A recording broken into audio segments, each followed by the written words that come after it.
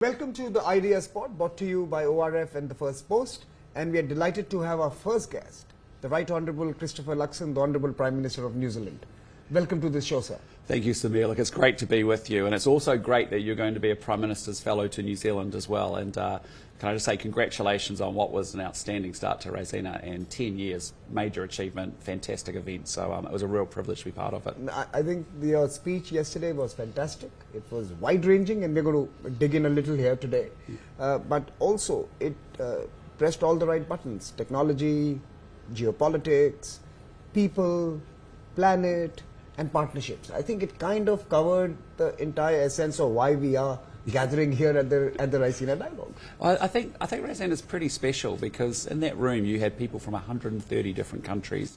You had something like 35 foreign ministers, I think, and senior ministers, and world leaders and former world leaders there as well.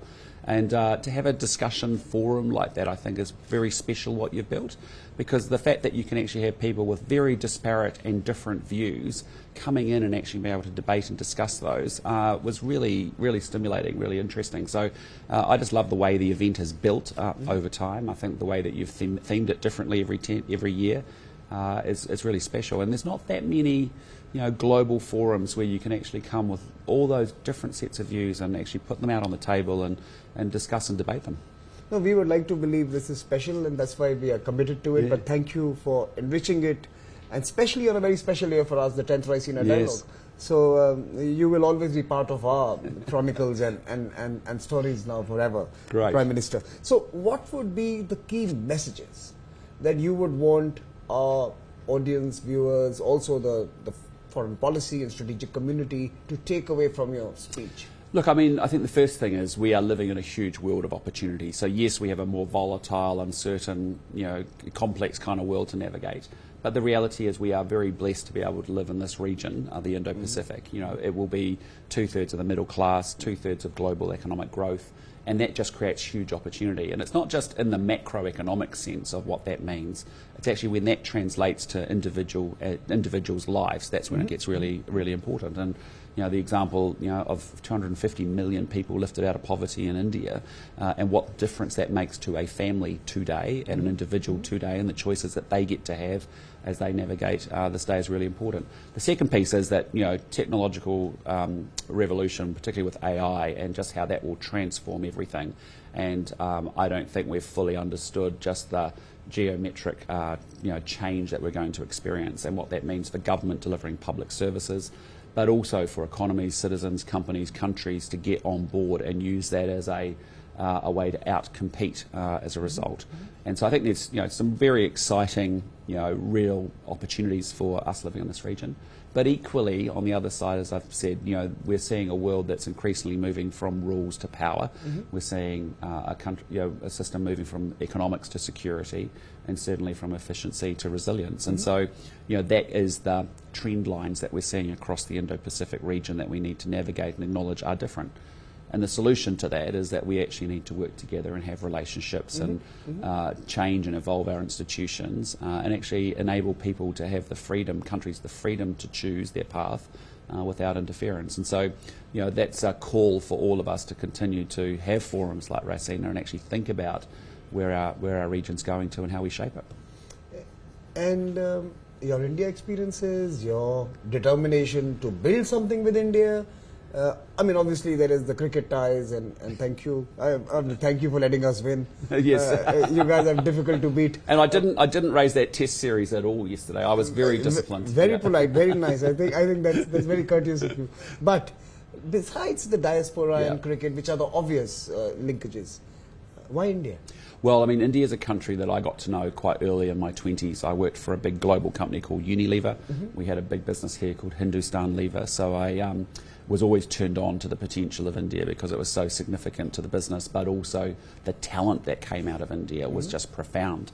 And you would travel, and I subsequently spent a lot of time living and working overseas, and you find Indians at all strata of life across the world now and in big leadership jobs, particularly in corporate life.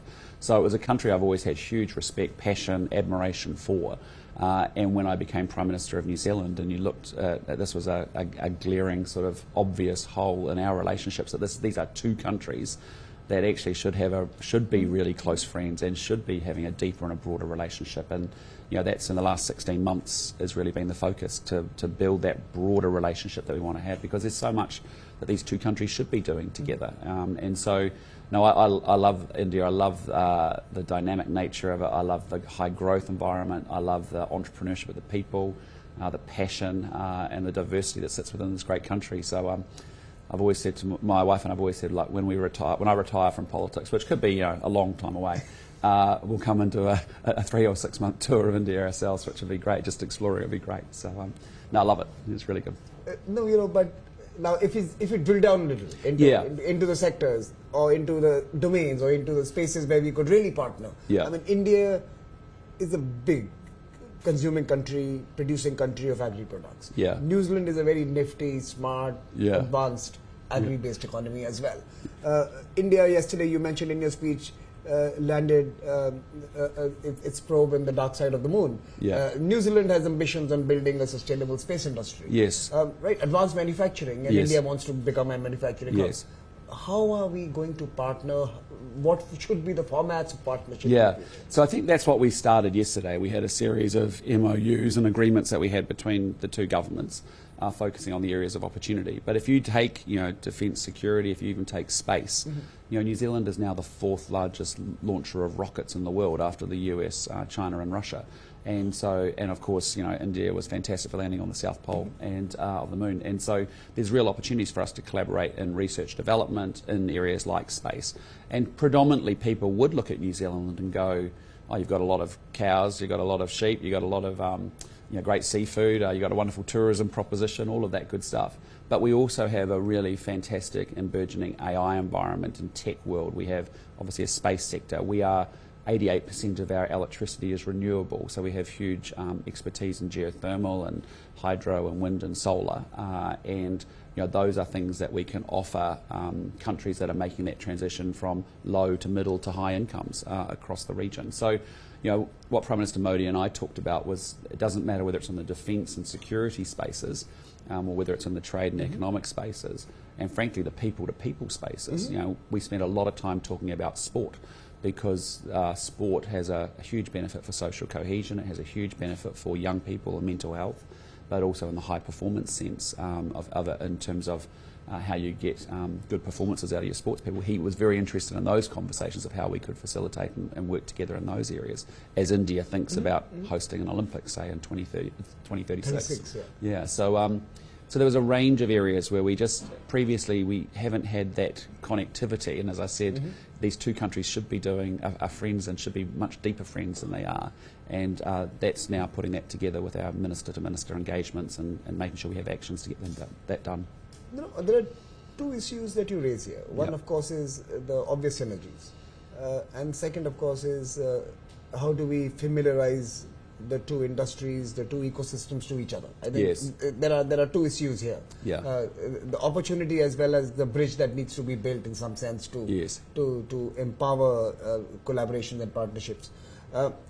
In your assessment now as a businessman of someone who spent a lot of time in the business space, are New Zealand businesses ready to be looking at scale and size and pricing that countries such as India will naturally demand? Yes, I think they are, and that's why I brought the biggest delegation that has ever accompanied a Prime Minister here, and it does comprise of Indigenous and community components in the delegation, but also our business leaders as well, and they see huge potential here.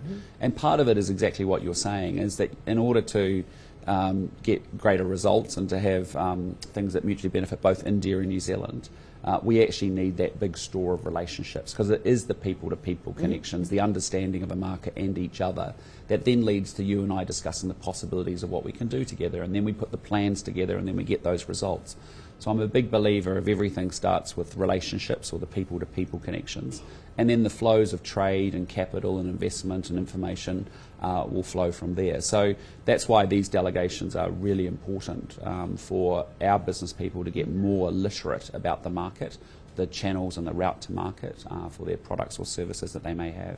But again, on this delegation, I've got people from the education sector right through to the tech sector and everything in between, and they are really learning a lot by getting access to people who have expertise in this market, and that all helps. That all helps. And we'll do the same, reciprocal as people. No, we want to do that, and I'm going to come to you in a bit on that particular aspect. But let me also mention to you that, courtesy your High Commissioner in New Zealand, we realized that at the Raisina Young Fellows program, we hardly had any New Zealanders. Yeah. And this year we have actually had a New Zealand young fellow join us. Great. Izzy Fenwick, who's yes, Izzy's great. Yes, yeah, I know well. So, environment crusader, as it were. Yeah. But Izzy is there. But the point here is that you have so much talent there. Yes. And that talent still seems distant from India. Yes.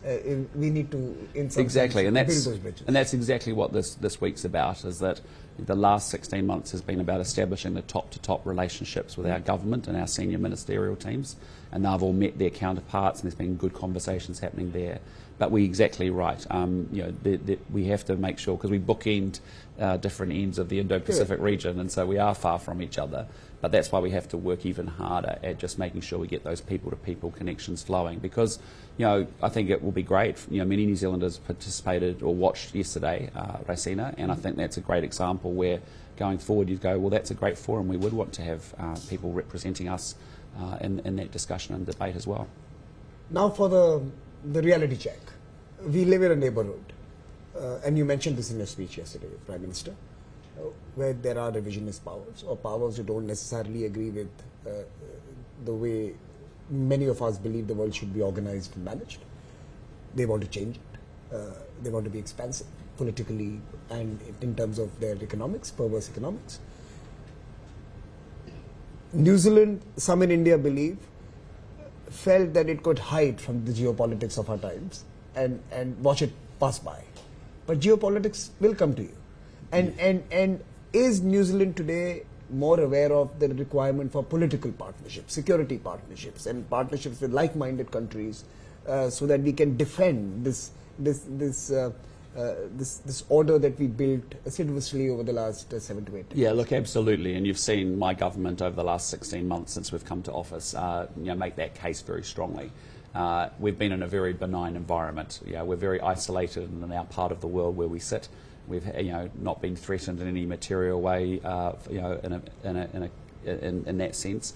But having said that, it's a country that stands up very strongly for its values that it believes, and so it believes in the sovereignty of nation states, the freedom of navigation, the international rules-based system.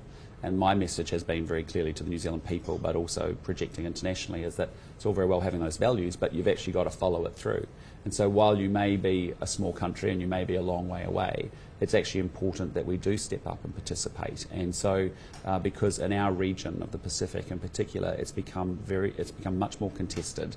It's not a benign environment anymore. And you've seen that recently with, military ships coming down through the Tasman Sea and circumnavigating Australia. We've seen it with, more contest within the Pacific Islands region as well. So, that's a reality that we are very clear-minded about. And you've seen us step up our engagement with our partners throughout the region to say, look, we want to participate and we want to follow those values up with real actions. And so we will, for example, be announcing shortly, a big step up in defence spending, but also importantly, a 15-year defence plan that actually means that we can, plug in and be interoperable with Australia, our key ally, and play the role that we want to play within the region as well.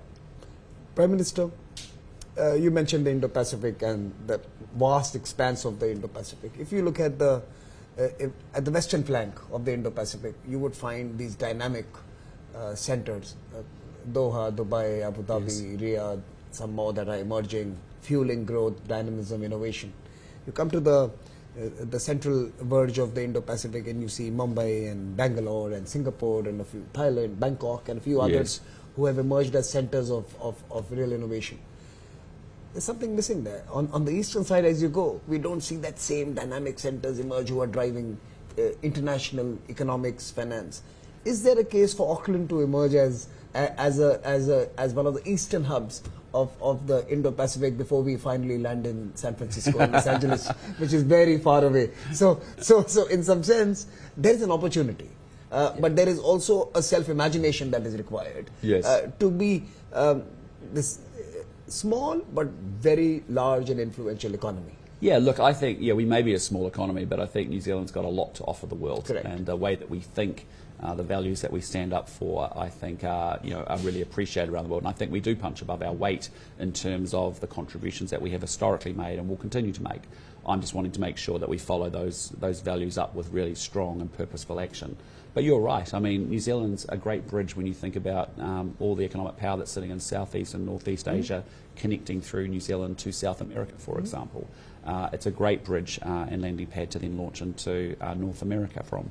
So, that is the opportunity for our country. And we think, it's a country that has, I think, unlimited potential. We are bank smack in the middle of the Indo-Pacific region. We have very strong social and democratic institutions. We have abundant natural resources. And we have the most talented creative people on earth. So, there is no excuses or reasons for why New Zealand can't do exceptionally well for itself in the coming years and decades. Just last week we had an infrastructure investor summit where we had people with over $6 trillion of investors come from 16 different countries as we open up our economy to foreign direct investment, particularly as in the areas of public transport and those emerging sectors like space, like renewables, like AI, that we see huge opportunities for our country going forward. So I think New Zealand's got a fantastic future ahead of it. It really does, and it's very well positioned. And I just want to make sure that we hit it with some ambition and aspiration and positivity and can do. So, as we close this conversation, and thank you for your responses and your time this morning, and I know you have a very busy schedule in India now. But when you ask me to come on, I can't say no. No, but thank you, and we are truly grateful. We are truly grateful. Now, as we close, this is slightly wicked, slightly self-centered, but I think it's important because it's also, in many ways, the journey that you seem to be on at this moment, which is to get some of the most important, dynamic, large economies of the world to relook, reinvest, re-engage with New Zealand in the 21st century.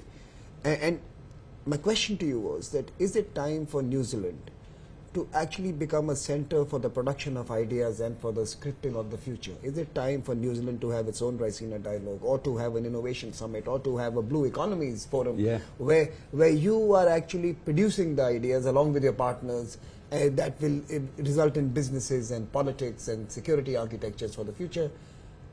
Do we need a Raisina in New Zealand? I think it would be fantastic. I actually think it would be absolutely brilliant. I think the format that you've created, the debate, the discussion would be brilliant. And I just say to you, New Zealand's on the edge of the world, and it's at the edge of things when you actually get that multidisciplinary sort of thought coming together, that you actually get the breakthroughs and you get innovation. And so I think New Zealand's a perfect place that has demonstrated that in its past. I mean, this is a country, remember Ernest Rutherford, he split the atom. Edmund Hillary climbed Everest. This was a country, Kate Shepherd drove, giving women the vote, the first country in the world to do so a long time ago. And so, it's edge thinking from New Zealand that I think would have a lot to offer the world. And so I love that idea. It's great. And this is what I want to end this conversation with. People in India acknowledge New Zealand as a country with a big heart. But New Zealand has always been people with big thinking as well. And I think big thinking and big heart. I agree. And a big partnership with us. Yeah. We're looking forward to it. For the future. It will be good fun. Thank you, my friend. Look forward to seeing you in New Zealand soon. Thank you. Thank you. Thank you.